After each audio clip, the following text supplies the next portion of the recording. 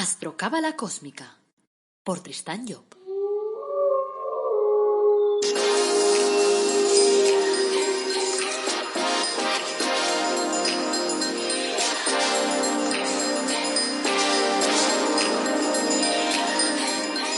Astrocábala Cósmica, episodio 66.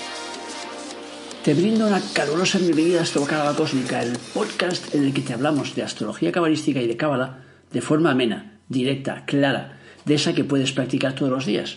Soy Tristán Job, tu astrólogo, cabalista y escritor cósmico, y llevo más de 30 años trabajando el tema ese de la cábala. Hoy es miércoles 29 de julio de 2020, y en este episodio número 66, como cada miércoles, te vamos a hablar de cábala. El título de nuestro episodio de hoy es Las Bienaventuranzas, un manual de instrucciones de la vida. Y va a ser mi padre Kabalev el que nos va a ilustrar sobre ese tema. Antes, como siempre, quiero recordarte que en la página web El Árbol Dorado Academy te ofrecemos cursos gratuitos y productos de crecimiento personal. Y además de esto, pues también quiero recordarte que he sacado un nuevo libro que se llama La búsqueda de la felicidad a través del árbol de la vida y que puedes encontrártelo en versión papel o en versión ebook en Amazon. Espero que te guste. Bueno, las bienaventuranzas son como un libro de instrucciones de la vida. Y verás cómo Kabalev las explica desde esta perspectiva.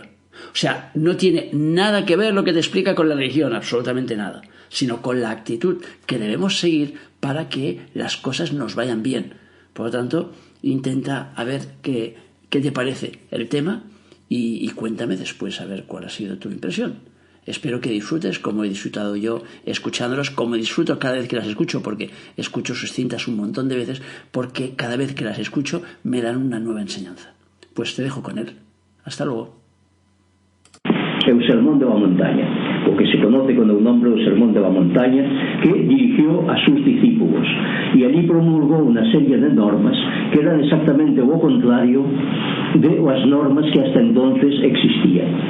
De modo que la primera de las bienaventuranzas que pronunció fue la dedicada a los pobres, diciendo: bienaventurados los pobres en espíritu, ya que de ellos será el reino de los cielos. Esto, evidentemente, ¿qué quiso decir? Se ha hablado y se ha traducido literalmente como que los pobres son los buenos y los ricos son los malos. En la dinámica social ya hemos visto que pobres y ricos vienen a ser lo mismo, porque cuando ha habido revoluciones y los pobres han ascendido al poder, pues entonces han dicho: ahora esto es lo nuestro, de manera que han hecho como los ricos, se han comportado. De modo que los seres humanos, en fin, la bondad y la maldad está muy compartida y no se puede decir que esté de un lado o de otro el bien o el mal, que uno sea patrimonio de una clase social y que el otro sea patrimonio de la otra clase social. Pero vamos, con lo que hemos estudiado y lo que sabemos sobre la evolución a través del zodíaco, que, como hemos dicho tantas veces, es la base, es la matriz de donde parten todas las cosas. De modo que si vamos al zodíaco, allí sabremos lo que son los ricos y lo que son los pobres. De manera que para mejor saber lo que son los pobres, digámonos zodiacalmente hablando, ¿qué son los ricos? A ver, ¿quién puede responderme quiénes son los ricos, por qué son ricos? Jupiteriano. Zodiacalmente, yo digo zodiacalmente porque es un modelo zodiacal. Los planetas es ya lo que mueve, y mueve cosas diversas según allí donde se encuentran. No, por eso. Es que les diría los días ascendenarios, ¿no? Yo creo Tauro. A ver, los que pertenecen al elemento tierra. Los que pertenecen al elemento tierra. De modo que, ¿por qué los que pertenecen al elemento tierra? Porque, como hemos explicado tantas veces, empezamos a evolucionar en el fuego, después seguimos en el ciclo de agua, después seguimos en el ciclo de aire y finalmente desembocamos en el ciclo de tierra. Cuando llegamos a tierra, es decir, en los signos de Capricornio, de Tauro y de Virgo, hemos pasado ya por todos los ciclos evolutorios y entonces somos el hombre rico, es decir, el hombre que está proyectado hacia las realidades materiales porque ha vivido ya en las otras perspectivas, la perspectiva del fuego, del agua, del aire, la perspectiva de las ideas, la de los sentimientos y la de la divinidad, de ese cielo de lo que hablan los pobres. De manera que, claro, si los ricos son los que están en los signos de tierra, los pobres serán los que están en los signos de fuego, que son los que empiezan a partir de nuevas experiencias. es decir, arrancan a partir de cero. Claro, me diréis es que hay gente de Aries y que son muy ricos, ¿no? Uno de ellos, Charlotte, ahora que ayer dieron una película, ¿no?, sobre Charlotte, ¿no?, en la televisión, ¿no? Claro, es un hombre que se enriqueció. O sea, ¿por qué?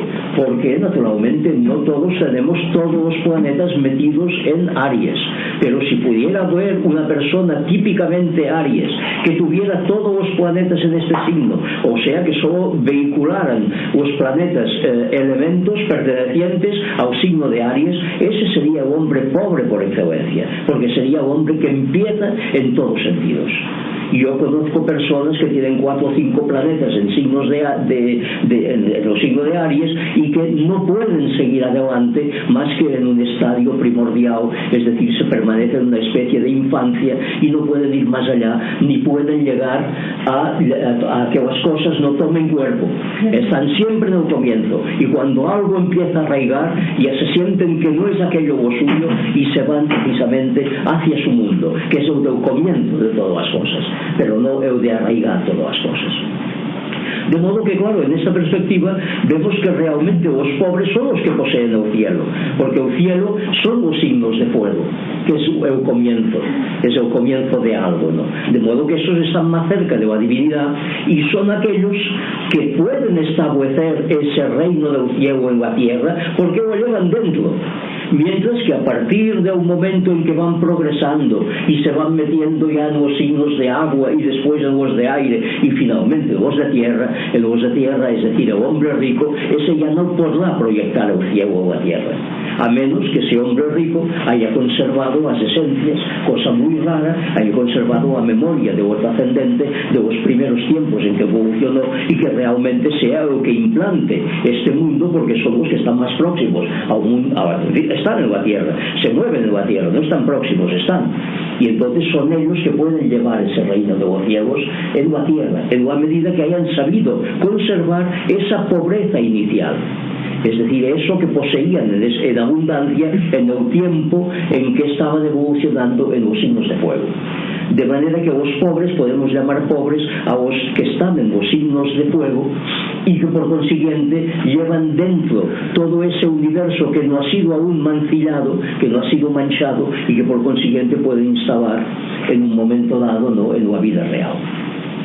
El hombre rico, por lo general, a partir de esa lámina del tarot, la número 12, que es la que representa la relación que existe entre Eulamen, entre Géminis y Capricornio, es decir, el hombre que proyecta su pensamiento, su cabeza hacia la tierra, el colgado, a partir de esa lámina número 12, la 12, la 13, la 14 y la 15 irán evolucionando en ese mundo material hasta que la 16 vuelvan al principio y a comenzar en un ciclo nuevo.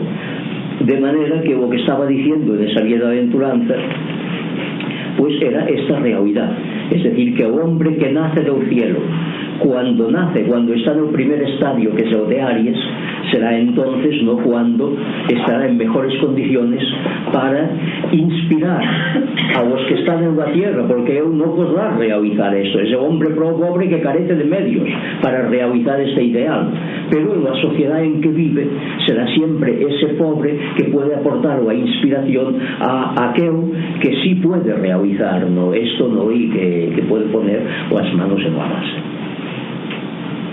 De manera que esta primera bienaventuranza pues es dedicada a la dinámica de Oshma, ya que Oshma y Keter no se expresan de la misma forma, y entonces tenemos que entenderlo como esto, es decir, ese otro mundo que ahora no es valorado, es decir, la gente que nada tiene material no es valorada por la sociedad, pero en este otro mundo cristiano, crístico, que anunciaba Cristo, ¿no?, cuando vino, en este otro mundo, claro, serán estos los primeros no valorados y los que la sociedad, la nueva sociedad, escuchará. De manera que ahora la sociedad es de los de Capricornio, los de Tauro y los de Virgo, que son los que se reparten los puestos de poder y los que realmente pueden ejercer un poder. Pero en ese otro mundo que vino a anunciar Cristo, entonces será al revés, y serán naturalmente los de Aries, los de Leo, los de Sagitario, aquellos que serán verdaderamente considerados. ¿Hay algo a añadir sobre este punto? Estoy dispuesto a ceder la palabra a quien tenga algo interesante que proponernos. No, yo quería preguntar, pero Jesús dijo bienaventurados los pobres o bienaventurados los pobres de espíritu. Porque aquí los pobres de espíritu. Los pobres de espíritu, de manera que en este sentido también la gente de Capricornio, como ha ido aprendiendo muchas cosas, está llena de sí mismo, de Capricornio, de Tauro y de Virgo, y en este sentido es muy difícil de hacerlos cambiar.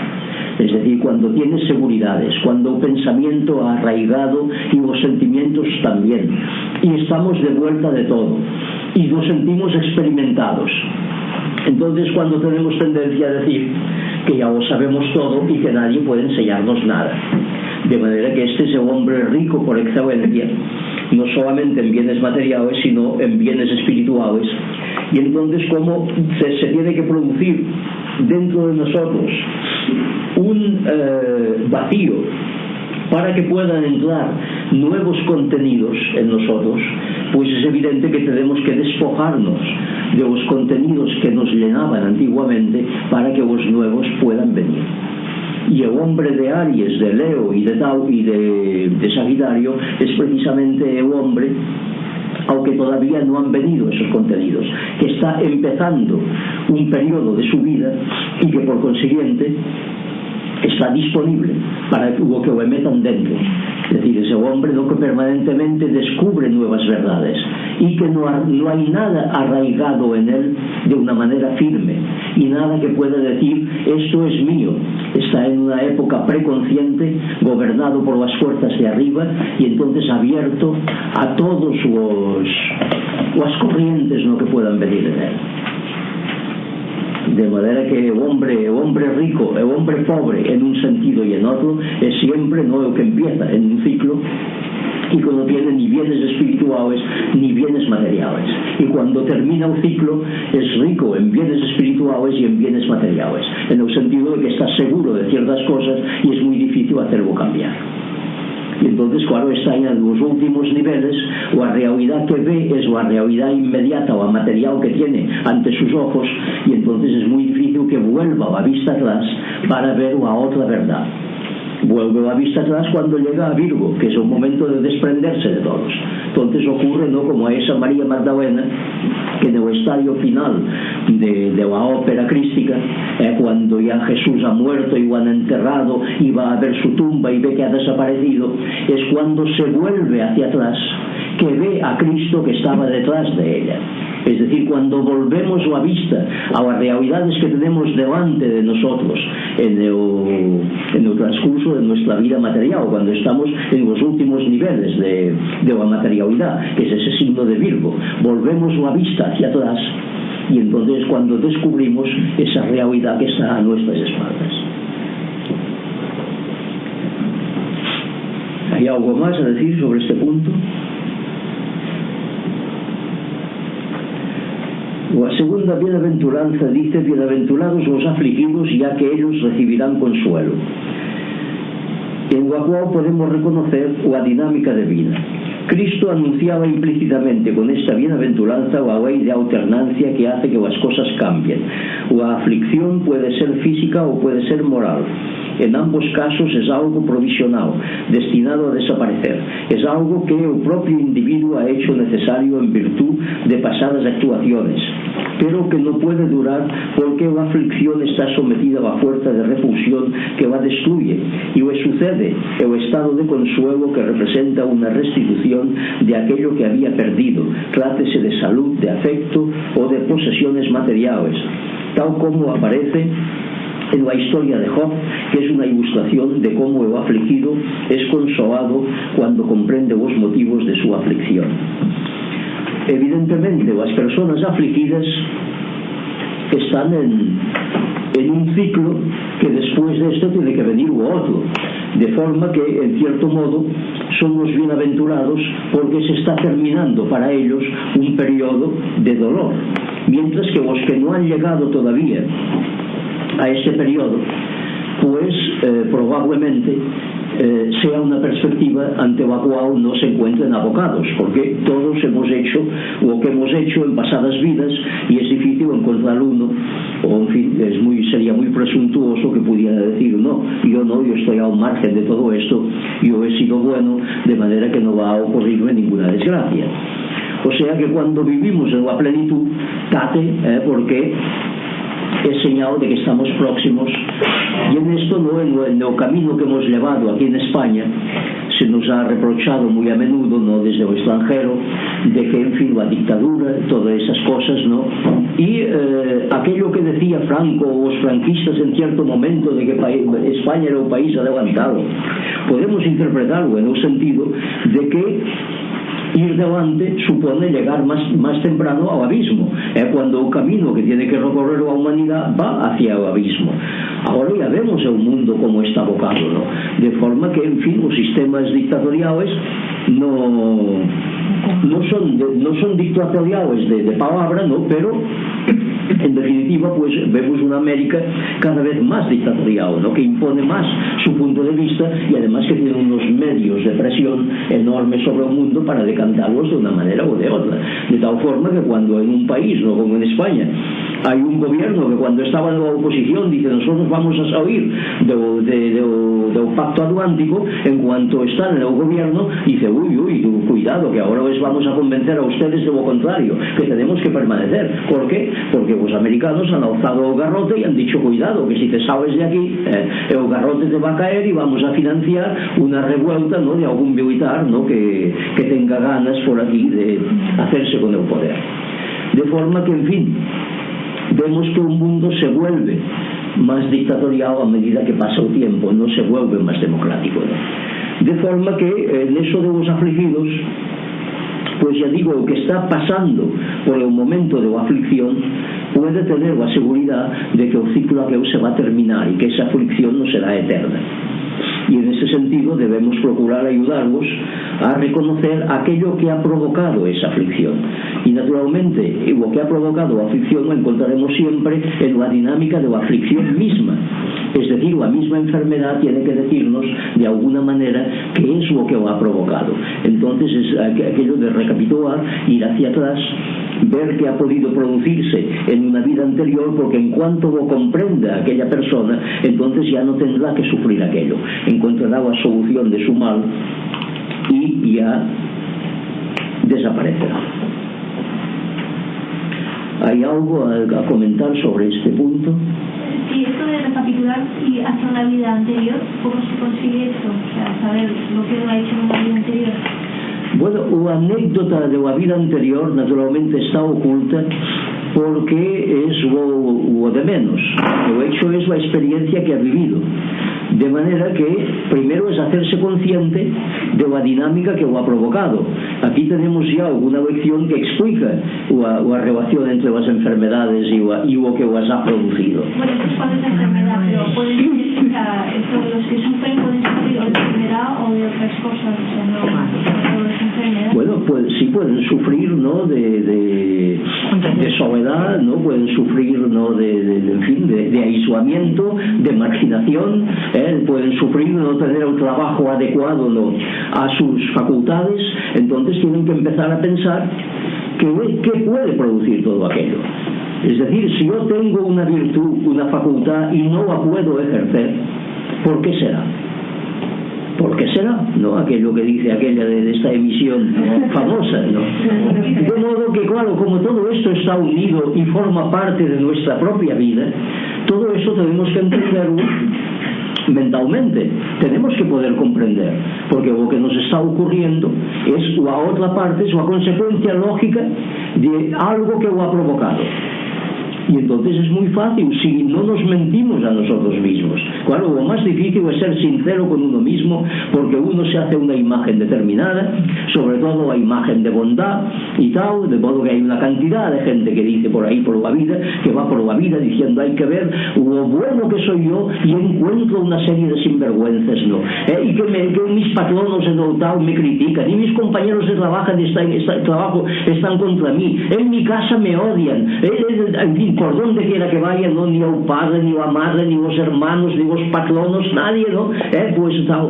De modo que entonces, claro, es aquello de decirse, cuando hay tanta unanimidad que encuentras, decir, es que algo ha provocado, ¿no? Pero claro, mientras se hace esta imagen, y esto os hablo yo de gente que pertenece a nuestro grupo y que ha estudiado estas lecciones, ¿no?, muy en serio, y ha contestado el primero, el segundo y el tercer curso, y después vuelven otra vez, una y otra vez, ¿no?, que un día recibo una llamada telefónica. ¿Y por qué será? Que me encuentro que mis patronos son unos sinvergüenzas, que mis padres también, y mis hermanos, y el grupo, ¿no?, con el que estoy, ¿no?, y no hablo del grupo de aquí de Barcelona, ya que es de otro grupo, ¿no? El grupo donde estoy también son materialistas y no me entienden, ¿no? ¿Y por qué será? ¿Por qué me ocurren estas cosas? De modo que, claro, no ha comprendido nada de todo lo que ha estado oyendo. No ha comprendido de que es el mismo que ha generado todo eso, porque es lo que estamos explicando desde el primer curso con la temática del árbol cabalístico, de cómo las cosas empiezan en el cerebro y se van formando, ¿no?, y van bajando a la realidad material hasta que se establecen en nuestra vida, porque es aquello que hemos ido interiorizando y que hemos ido formando en nuestro interior, como se forma una criatura. De modo que, claro, con esta gente es muy difícil llegar a sincerarse y a decirse, la maldad que tú ves en vosotros está en ti, eres tú que generas esa maldad. De manera que entonces cambia de dinámica, hazlo de otra forma, ¿no? Y entonces todo aparecerá distinto. De modo que, claro, dices, ¿cómo? No, ¿qué quieres que te diga? Que hay un método que es aquello de hacer así, ¿no?, y encender 3 velas y ponerse allí, entonces vendrá un espíritu y te dirá, usted ha sido en una vida anterior, ha sido esto o aquello. Claro, no puede venir un espíritu, las sesiones mediumnímicas, todo lo que quieras, y contarte los cuentos chinos que quieras, ¿no? Pero la realidad es que lo tienes que ver tú mismo, y que tú mismo lo puedes ver desde el momento que aquella es una consecuencia de lo que has hecho. De modo que es como si tiraras una perlada y después otro que dice allí, mira, me ha caído una piedra en la cabeza, que vayas y te preguntes, ¿y por qué le habrá caído una piedra en la cabeza a este niño, ¿no?, y tal? Pero si sabes perfectamente que tú has tirado la perlada, de modo que no lo puedes ignorar, ¿no? Bueno, lo que hemos hecho en nuestra vida, yo lo desconozco totalmente, lo que he hecho en esta sí. Pero claro, entonces, ¿qué hay que hacer? ¿Resignarse? Yo creo que cada cual, nuestra forma de comportarnos diariamente, pueden haber muchas cosas, formas de pensar, de sentir, qué es lo que somos. Y ahí creo que está la contestación de todo. Vernos, examinarnos de verdad. Pero para saber una vida anterior no se puede hacer. Bueno, hay quien hace una carta astral y dice que ve toda la vida anterior y esto y otro. Puede ser. Yo no creo nada de eso. Puede lo que ser. pienso también es que todo lo que te sucede es karma. Que también hay cosas que te suceden no porque tú hayas hecho mal ni bien, sino porque son cosas nuevas que te vienen en esta vida por lo que sea, por experiencias nuevas, cosas. Entonces, claro, Pero mira, eso es lo que veo más difícil. las experiencias nuevas, o lo que es lo nuevo que viene. las experiencias nuevas, que es el programa de ego, no comportan nunca dificultades.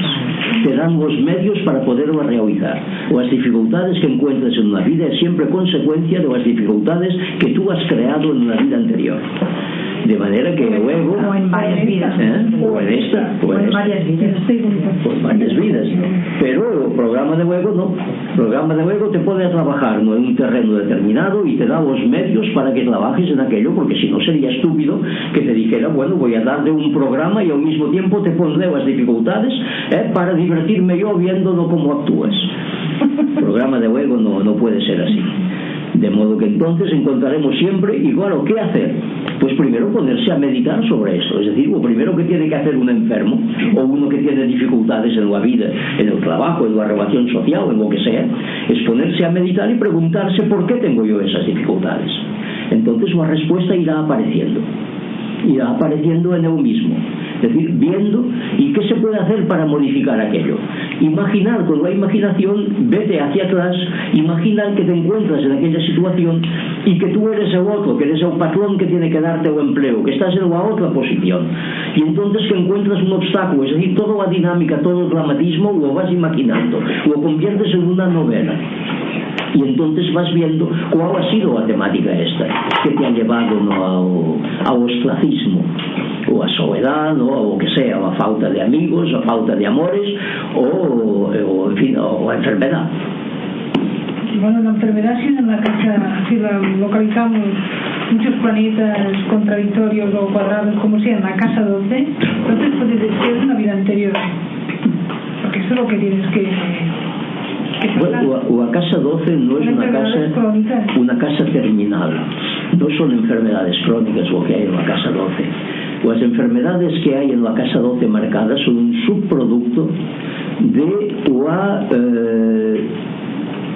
la exteriorización de los sentimientos. De manera que si tus sentimientos son violentos, si con tus sentimientos has creado desorden en el mundo material, la sociedad en que vives, entonces todo eso repercute sobre ti en forma de dificultades. O bien te meten en la cárcel, o bien vas a parar a un hospital porque estás enfermo. De manera que las enfermedades es la casa 6 que están marcadas, porque la casa 6 es la que corresponde a Virgo y corresponde al final de un ciclo, de modo que allí están acumuladas las cosas que debieran haber salido en ciclos anteriores y que no han sido expulsadas a su debido tiempo. Entonces inevitablemente tienes que cumplir y las tienes que expulsar, y si no lo haces es entonces cuando estarás enfermo, porque no expulsas aquello que debías expulsar de tu vida.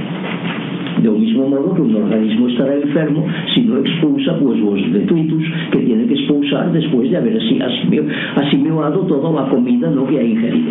O sea que la casa 12 es solamente si tu programa en esta vida lo llevas mal, entonces te sale la casa 12 y te da garrotazo. Pero aunque tengas cuadraturas en la casa 12, si tú te conciencias y no haces ningún disparate, pues aquella casa 12 no funcionará. Si hay cuadraturas, en fin, si te conciencias no, pero si hay cuadraturas lo más probable es que exteriorices tus sentimientos de una manera violenta y que creas desorden en el mundo en que vives y en las personas, vamos, con las que convives, y entonces o bien en esta misma vida o bien en otra pagarás naturalmente el desorden que estés creando. Es decir, los desórdenes los creamos siempre a través de las casas comunes o como se llama, los dobles, de modo que las casas VAF, que es la de exteriorización, o sea, o a 3, que es la que corresponde a Géminis, o a 6, que es la que corresponde a Virgo, o a 9, que es la que corresponde a Sagitario, y a 12, que es la que corresponde a Piscis. Son las 4 casas a través de las cuales creamos el desorden y exteriorizamos, vamos a autoexteriorizar nuestros pensamientos, nuestros sentimientos, ¿no? Nuestra materialidad, nuestra vida material, ya que a través de Virgo también tenemos que liquidar nuestro mundo material, y este mundo material también podemos perjudicar a otra gente liquidándolo de una manera en lugar de liquidarlo de otra. De forma que, entonces, en fin, para volvernos al tema este de cómo saber lo que ha creado el desorden, ya digo, todo está en quererlo saber. Y el principio es aquello de llamad y se os abrirá, que dice el Cristo, pues es evidente, ¿no?, que el querer, en fin, el querer hacer una cosa, o llamar a una puerta para que recibir una respuesta, es tener ya la mitad de la respuesta dada. De modo que si un individuo medita cada día, preferentemente por la mañana, a la salida del sol, sobre el tema este de por qué tengo esa dificultad, por qué estoy enfermo, por qué me encuentro sin poder desarrollar las virtudes que llevo dentro y que normalmente no, pues serían provechosas, ¿no? ¿Por qué no puedo hacerlo? Entonces la respuesta aparecerá. Algunas veces esas virtudes son demasiado en adelanto sobre la época, en el sentido de que hemos evolucionado de una manera demasiado rápida y no puede ser demasiado útil para la sociedad el exteriorizar esas virtudes porque no están en condiciones de asimilarlas. Y por otra parte, la sociedad también debe dejarse que por los errores descubran ellos mismos, en fin, que hagan la experiencia del error, porque si hay uno que es muy listo y le dice a otro lo que tiene que hacer, impedirá que este otro busque por sí mismo la solución, tome conciencia de la cosa. Sí. Yo quería sí, porque casi yo creo que muchas personas durante la vida, con diferentes personas, se les suelen repetir los mismos actos, más o menos, pero siempre se encuentra con el mismo tipo de hombre como pareja, siempre se encuentra con la misma problemática con amigas. Entonces ahí hay algo kármico que la persona puede analizar. No es kármico, es que no ha comprendido la lección. venimos aquí a recibir lecciones, de manera que la lección se presenta una primera vez en un escenario, en un marco humano en que tú vives. Entonces aquello no lo comprendes y vuelve a presentarse otra vez. Y además, claro, en eso de un marido que dices o de los amigos, en eso llevamos todos una casa 11 en nuestro tema y una casa 7 que es la de un marido.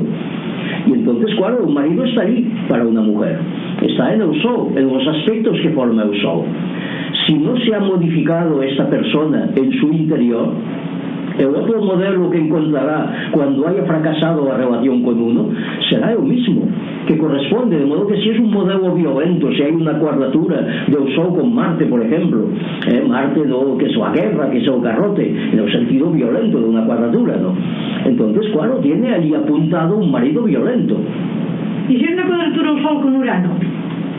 No, el Sol con Urano ya es distinto. Ya es distinto, no porque Urano no pues es el planeta de la conciencia, es el planeta crístico. Y entonces no pues lo que produce es una toma de conciencia violenta que hace cambiar a aquella persona. De modo que lo que encontrará una mujer con una cuadratura Sol-Urano es que un marido le ha cambiado. No que un marido apale, no sea malo, no, que no gane dinero, en fin, esas cosas no que se puede reprochar no a otro, sino un hombre que cambia, que se transforma, y al transformarse, naturalmente, si no le sigue la mujer en el mismo sentido, pues encontrará que se ha casado con una persona que ya no es la misma. Y entonces, naturalmente, pues habrá aquello de un divorcio por decir, me lo han cambiado, ya no es el mismo, ha cambiado, yo que con este yo no tengo nada que ver. ¿Por qué tiene que cambiar? Porque Urano transforma la conciencia, y al transformar la conciencia pues se accede a una nueva realidad, y al ver esa nueva realidad, claro, el programa de reacciones de aquel individuo pues será distinto.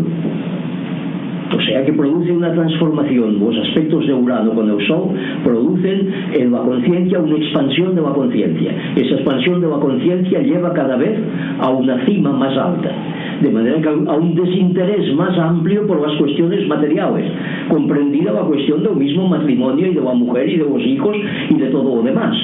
Y claro, si aquella persona no es lo bastante elevada como para controlar aquel acceso a la conciencia constante de un flujo de Urano, pues entonces se desliga de todo y de todos, porque él mismo se da cuenta que ya no son los mismos, del mismo modo que se dan cuenta los que viven a su lado.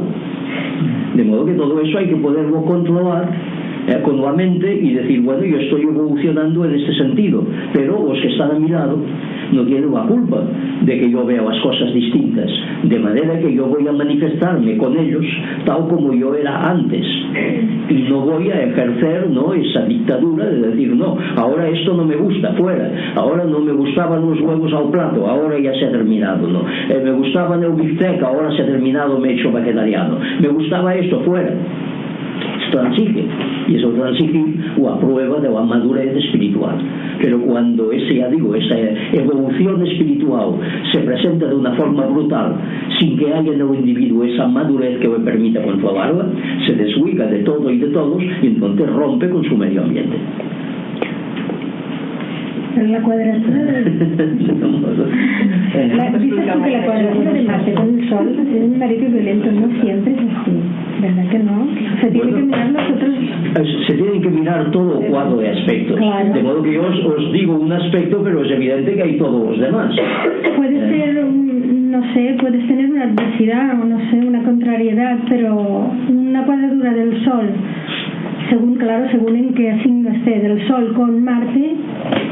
Hay que estudiar, y por eso lo estudiamos en la astrología que estamos estudiando grado por grado, porque no será lo mismo que esta cuadratura se dé en los primeros grados de un decanato, que tiene una relación con los éfiras de arriba, que en los últimos grados, de modo que el violento será el que tenga un Sol en un grado de 9 a 10 con una cuadratura en un Marte de 9 a 10, porque entonces estará actuando a niveles materiales.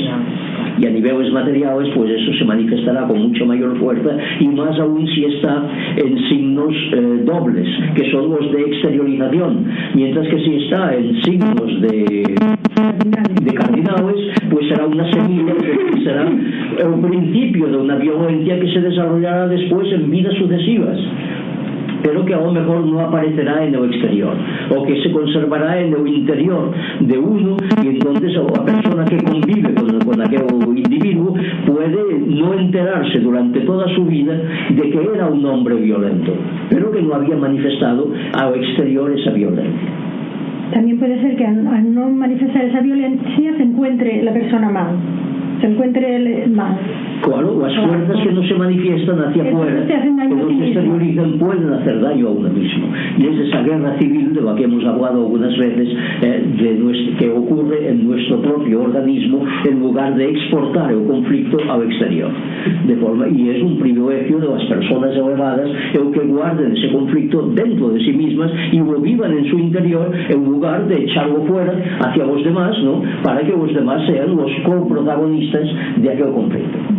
Y esto también lo hemos hablado muchas veces al hablar del derrame de las esencias, esas esencias que derramaba María sobre la cabeza de Jesús, que no llegaban a términos materiales aquella experiencia, sino que antes de producirse el acontecimiento en el mundo físico se interiorizaba, se elevaba hacia el interior, hacia adentro, y la experiencia se vivía en el interior, no en el exterior. Desde Jesús. De modo que estábamos en los afligidos, ¿no? Bueno, después de los afligidos vienen los mansos. Los mansos, que dice: bienaventurados los mansos, ya que ellos heredarán la tierra. Dice la tercera bienaventuranza, en la que vemos reflejada la dinámica de Gesed. La mansedumbre es una de las reglas fundamentales en el reajuste del comportamiento humano, y Cristo manifestaría esa virtud más de una vez bajo distintos aspectos, al recomendar que se ofrezca la otra mejilla al agresor y al exhortarnos a que amemos a nuestros enemigos.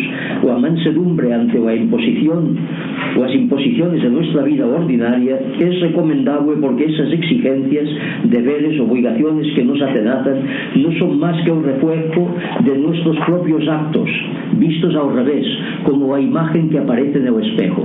Se nos exige lo que hemos exigido, se nos impone lo que nosotros hemos impuesto, se nos obliga en la medida en que nosotros hemos obligado. Una vida de opresión es la continuación lógica de una vida de poder oprimente. El antídoto de todas esas injusticias es la mansedumbre, porque si se aceptan las imposiciones de los demás, sean individuos o fuerzas sociales, no se hace más que restablecer el equilibrio que antes se ha roto y poner las cosas donde deben estar. Por lo contrario, si se reacciona, si el individuo se rebela contra lo aparentemente injusto, se está prolongando en realidad el reino de la injusticia, y el hombre puede pasar toda su vida enfrentado con los demás en un estado de guerra permanente y sin fin. La mansedumbre es el camino más recto para ir a la libertad, aunque en la organización de la sociedad pueda parecer lo contrario, puesto que cuando la causa lejana que produce la agresión actual agota su dinamismo, la agresión cesa automáticamente. Bien, eso ya lo hemos hablado en definitiva en todo lo que hemos dicho hasta ahora, ¿no?, sobre cómo conseguir, ¿no?, que el mal desaparezca, de modo que este mal es no repercutiendo. O sea, si repercutimos el mal que recibimos hacia la sociedad porque consideramos que es el exterior el que es culpable de aquel mal que nos es infligido, que es una injusticia que se nos hace, entonces evidentemente estaremos en este manubrio en el cual aparecerán siempre las mismas cosas, de manera que iremos corriendo detrás de los guardones serán detenidos, nos volverán a robar, no volveremos otra vez a ir detrás de ellos, ¿no? O sea que nos ocurrirán en la vida las mismas cosas. O sea que la mejor manera de que se agote el filón del mal es dedicarse a soportarlo. Aquí algunas veces hablábamos de provocar el mal más intensamente, como ocurría en aquella película del hombre llamado Caballo, que algunas veces hemos dicho aquí, entonces ya os acordáis, ¿no? Que no me puedo María, qué cara pone, ¿no? Que se encontraba una tribu india que lo habían arrojado de su tierra los blancos, y entonces decían ellos: dice, un mal nos ha visitado y mientras el mal dure no podemos hacer nada. Entonces dice, ¿qué podemos hacer para acelerar o proceso do mal, para que o mal desaparezca máis pronto e de sufrir máis intensamente. Pues dicen a este hombre llamado Caballo, que era un inglés que venía allí a vivir no como os indios, y entonces se atan a una noria por o apieu con unos ganchos atados en o apieu y empiezan a dar vueltas en la noria esta hasta que o apieu se arranca, o a carne, vamos, a carne que había que con os garcios habían enganchado y se arranca y cae naturalmente, de modo que esa intensificación del mal hace que el mal desaparezca, porque se ha intensificado su proceso. Claro, eso es la manera bestia de hacerlo, yo no os lo recomendaría, ¿no? De manera que basta con soportar la adversidad estoicamente, y también aquello de preguntarse por qué viene esa adversidad, de forma que la enfermedad o la mansedumbre, los que no devuelven o a bofetada, pues es a segunda parte del tríptico, ¿no? De eso, el primero decíamos que era de la dinámica de vida, este es la dinámica de Hesse, que es el fruto natural, son dos éfiras que van siempre muy unidos, porque uno es el elemento Vav y el otro el elemento G, que es el fruto de este Vav, que le sigue detrás. Pero, perdón, ¿puedo preguntar una cosa? Sí.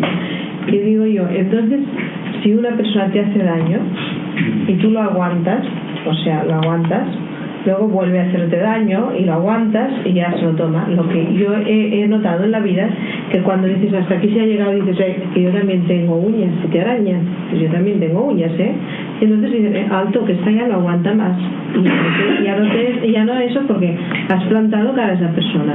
Yo eso lo he experimentado y es verdad también, porque cuando dejas que te pisan un poquito, te dicen un tonto, y a la otra vez pues te dicen idiota, ¿no? Pero cuando dices, a mí idiota de qué, está alto, esta no se deja decir idiota, Entonces, bueno, eso la dinámica convencional pues aparece así, ¿no? Aparece así y estamos acostumbrados a que sea una cosa lógica y que digamos nos atacan, nos defendemos, sacamos las uñas. Es que entonces el otro dice alto, que esta yo ya no puedo, porque si una vez te arañan y te dejas a la otra vez te echan la zarpa, la otra vez, si dices alto, a mí me arañas una vez pero dos no, porque también tengo uñas. Encuentro que a esa persona le restas y entonces yo encuentro que tampoco no es, o sea, has de defenderte, porque si te dejas no terminas. Sí que terminas, no, porque el otro no se atreve. La dinámica vuelve a repetirse. Entonces conciencia de la cosa.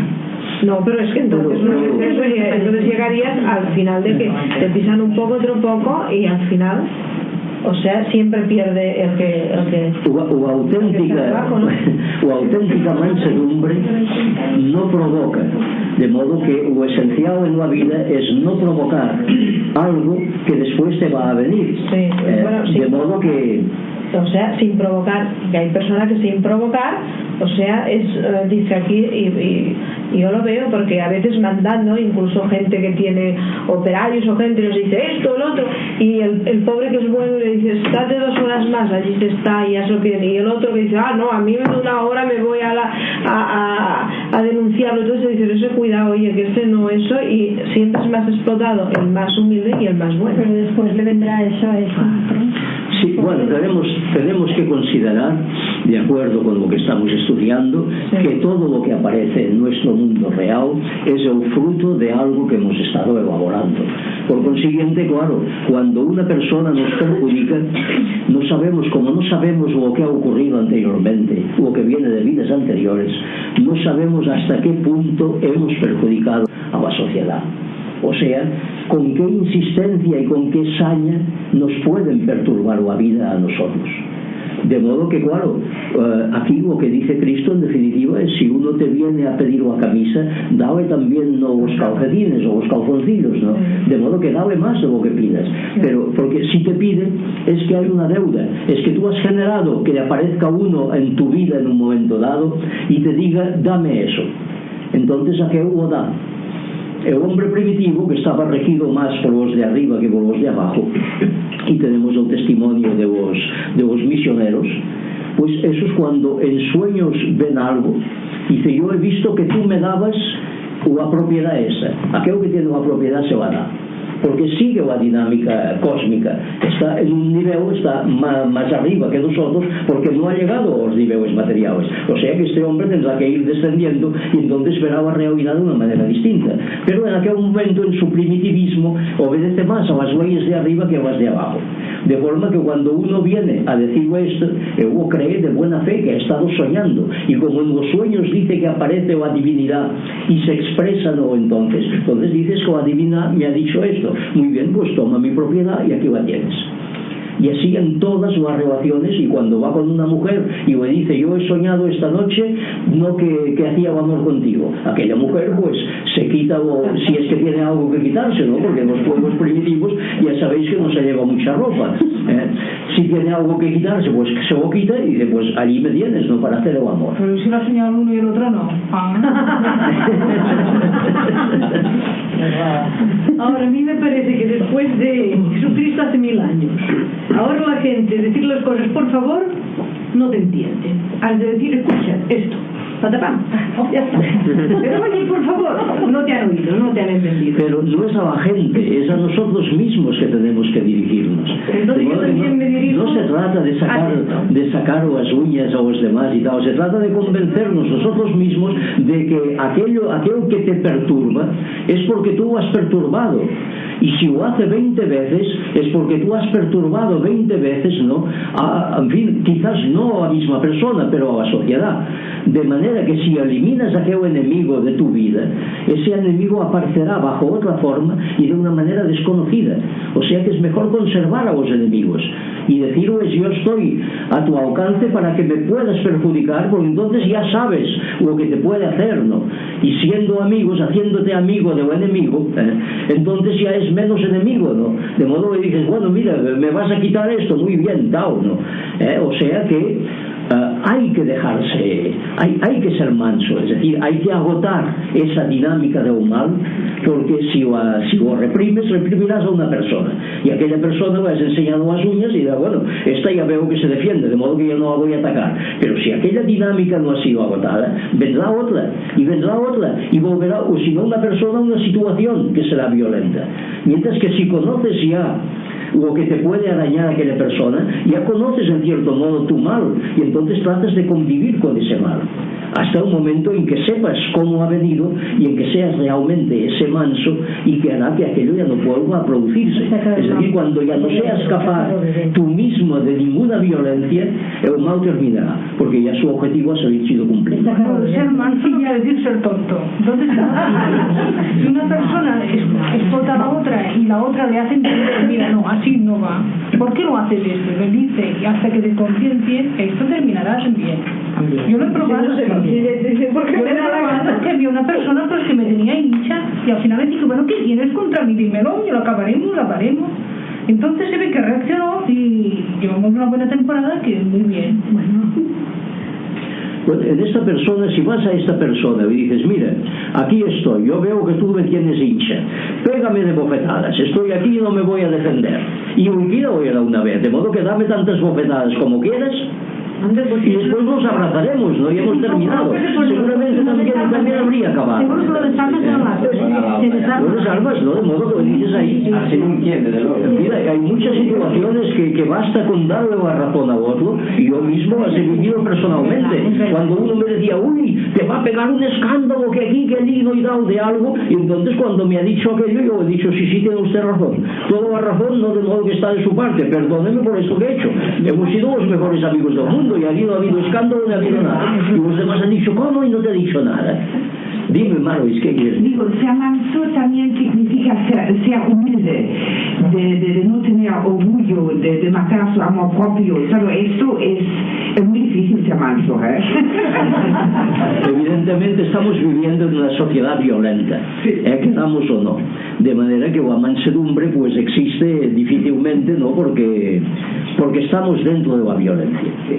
Ahora, es una conquista hacia la cual debemos tender, porque entonces la mansedumbre, eso significa en primer lugar que ya no perturbas más la vida de vosotros, o sea que ya no habrá un karma a liquidar en otras encarnaciones, o sea que pones fin, detienes todo un proceso de violencia que puede expresarse de mil maneras. E ya digo, e o máis cómodo es conocer é o que provoca esa violencia, porque si te viene anónimamente de la sociedad, de los reglamentos sociales, de las leyes y tal, pues te enfrentas como en una novela de Kafka, te enfrentas en un mundo que no comprendes, ¿no? Y entonces dices, ¿por qué me llega a mí? Si es injusto todo esto, pero esa injusticia no tiene un rostro, es las leyes, es los reglamentos, es un funcionario que te dice, no, esto tiene que ser así, ¿no? Y entonces es lo peor que pueda sucederte. O sea que mejor el enemigo que esté personificado y que lo conozcas.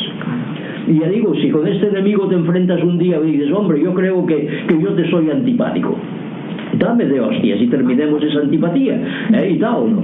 Entonces ya instantáneamente lo vuelves manso a él, porque desde el momento que te ofreces ahí para que te pegue, pues entonces ya es cuando dice, pues no tengo ganas de pegarte ahora. Si lo vuelves manso, puedes llamar a una ambulancia. Oye, y si una persona ya es pasiva, que es mansa, ya de nena, entonces es cuando evitas también violencias, o no es bueno ser así también. Bueno, eso de ser manso de mena que tú dices, ¿no? Pues es aquello de que vos somos ahora, pero y en el pasado ¿qué hemos sido? De modo que naturalmente, ¿no? Cuando viene una buena persona que dices, uy, no mataría una mosca esa y tal, ¿no? Pero ves, ¿no? En los archivos acásicos su vida anterior, ¿no? Y ves que ha sido un negrero, un patrón de esos que ha llevado a niños de 9 años a trabajar en la mina. De modo que claro, ha habido muchas violencias en el mundo, si miráis hacia atrás, en la historia, ¿no? Y entonces esa gente que va a venir aquí y que serán buenas personas, esos patronos obreros de las minas, de los tiempos, ¿no? De Adam Smith, de la economía esta, que los niños de 8 años y de 7 años estaban trabajando 12 horas en una mina. Bueno, ese vendrá pues pacífico, y dice, ay, no he matado una mosca, ¿no? Y luego, claro, vendrá uno y otro que me pegarán tortas y al final dirán, bueno, que me voy a enfadar y hoy voy a arañar. Pues peor para ti si arañas, ¿no? Porque cargarás con lo que ya tienes encima y todavía generan las nuevas violencias que te vendrán después y será una suma y sigue. Hay que cortar la violencia. De modo que hay que cortarlo de algún modo, la violencia. Bueno, después dice, bienaventurados los que tienen hambre y sed de justicia, porque serán saciados. Dice la cuarta bienaventuranza, en la que encontramos la dinámica de Gébora. Esta bienaventuranza se encuentra muy unida a lo anterior, como unidos están Geset y Gébora. Tener hambre y sed significa sentir de una manera acuciante un vacío interior que debe necesariamente ser llenado. Cuando un hombre siente apetencia por la langosta, pongamos por caso, moviliza sus recursos económicos para procurársela. Si su hambre y su sed es de justicia, también será justicia lo que obtendrá. Esta justicia no puede procurarse pistola en mano ni mediante cualquier otro medio de presión, ya que estaría contraviniendo la norma anterior de ser manso. Tiene que ser una apetencia interna, un afán que mueve todos los mecanismos de la personalidad en vistas a la actuación justa, ya que esa hambre y esa sed sería pura pantomima si fuera un deseo de un individuo de verse tratado por los demás de una manera que él considera justa, mientras que él actuara respecto al prójimo con injusticia notoria. Pero en este tema de la justicia, más adelante ya explicamos lo que puede entenderse por justicia en términos trascendentes. Y la justicia, en términos esotéricos, es aquello que ha llegado a su estadio final. Es decir, una cosa justa es aquella que ha evolucionado en los 4 periodos, el Yod, el He, el Vav y el He, es decir, aquello que ha aportado un fruto, que no se queda en mitad del camino, porque hay muchas tendencias que están vivas en nosotros y que van muriendo a medida que pasa el tiempo. Es decir, les falta la voluntad. La voluntad se muere y entonces la tendencia aquella se queda viuda. Y la viuda va buscando otro marido. Por eso en la ley de Jehová veíamos que las viudas tenían que casarse el pariente más próximo con ellas para poder continuar el proceso que había quedado interrumpido. Es decir, nace en nosotros una tendencia y es la voluntad la que actúa en ese nacimiento. La voluntad se une a la parte femenina que hay en nosotros y entonces nace un niño. Nace un niño que es la instancia Vav. Es decir, ese es un proceso normal, ya que un niño pues se hace mayor y lleva su fruto y la vida continúa. De modo que en la dinámica interna, cuando nuestra voluntad muere, pues no ha llegado al final de aquel proceso aquello, y entonces aquello no se ha hecho justicia a aquello, es decir, no ha salido el fruto que tenía que aparecer, el fruto que es portador de nuevos frutos, ya que tiene la semilla que ha de aportar esos frutos. De manera que el que tiene ansia y sed de justicia es aquel que lleva sus tendencias internas hasta la plena madurez, es decir, que las lleva hasta el estadio del fruto. Y eso es lo que debemos hacer todo, y por eso dice aquí Jesús: bienaventurados los que tienen esa hambre y esa sed de justicia, porque esos llevarán cada una de sus impulsos internos, lo llevarán hasta la madurez, y entonces realizarán la experiencia de que aquello debía procurarles, porque mientras esté a medias, mientras no llegue a la plenitud, pues naturalmente esa experiencia no se realizará totalmente, se quedará muerta, se quedará en un potencial que pudo ser algo y que no fue. Y en la vida naturalmente debemos llevar todo a su término y a su final, al estadio de su justicia, para podernos enriquecer con las experiencias que aquello nos comporta. ¿Hay algo a decir sobre este punto?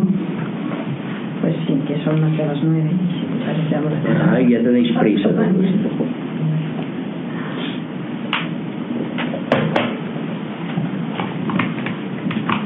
Vamos a dejarlo aquí entonces, si son más de las 9, como decís. Pero si son tendencias negativas, entonces también antes de que lleguen estas tendencias negativas al materialismo, al exteriorizarse, sí, y se reconoce antes que son, entonces no hace falta que se llevarlos a la última consecuencia. Bueno, esta es la forma de experimentar interna, es decir, el estadio doble G, ¿no?, que es el del fruto, en lugar de producirse en la realidad material, ver escenificada la tendencia y ver la experiencia que se saca de ello, ya lo vives internamente, como un novelista vive su historia internamente, lo escribe, y entonces ya no tienes esa necesidad, de modo que también llegan al estadio de la justicia, pero en lugar de llegar a esa exteriorización, es en el propio interior del individuo que se realiza esa experiencia, y naturalmente entonces no genera karma, porque te lo has vivido tú solo. Si es una tendencia negativa, tú misma has pasado un mal internamente, y entonces ya no tienes necesidad de que este mal se exteriorice para sacar el beneficio de aquello, ¿no?, que se ha producido.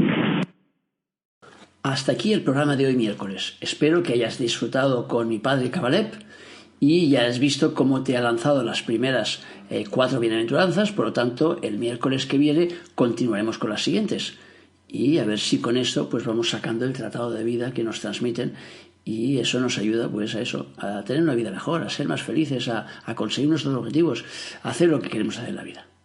Bueno, espero haber sido de ayuda, y sobre todo que lo haya sido mi padre en este caso. Gracias por escucharme, por seguirme, por valorarme en las redes sociales, por poner tus comentarios, y acuérdate de tus me gustas ahí y tal, que eso hacen también que suban las cosas y tal en las cuentas de YouTube o en donde sea que estés escuchando este podcast.